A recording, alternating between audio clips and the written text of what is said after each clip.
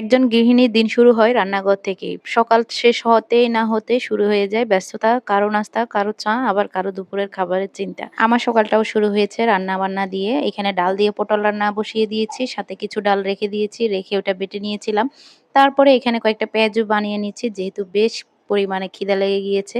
আমার কাছে তো পান্তা ভাত দিয়ে পেঁয়াজুর আর কাঁচামরিচ, পেঁয়াজ এটা খুবই ভালো লাগে। তা মায়ে মিলে এটা খেয়ে নিলাম।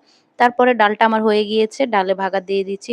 পটল দিয়ে ডাল এত বেশি ভালো লাগে, আপনারা কিন্তু ট্রাই না করলে ট্রাই করে দেখবেন। তারপরে এখানে আমি একটা মিষ্টি কুমড়া বসিয়ে দিচ্ছি। মিষ্টি কুমড়াটা আজকে আর রান্না করব না। আজকে হচ্ছে ভাজি করব। একদম হলুদ মরিচ আর একটু জিরে গুঁড়া দিয়ে আমি বসিয়ে দিচ্ছি।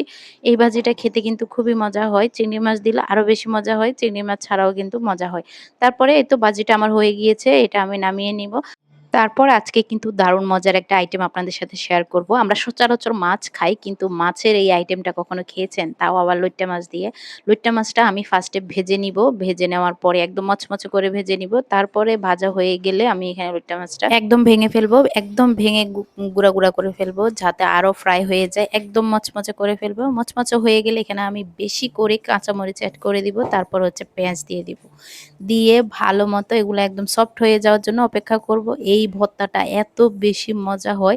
আমি মাছ ভর্তা অনেক রকম খেয়েছি, কিন্তু এই মাছ ভর্তাটা আমার কাছে সবচেয়ে সেরা মনে হয়। যারা লইট্টা মাছ পছন্দ করেন তারা অবশ্যই এই আইটেমটা ট্রাই করে দেখবেন।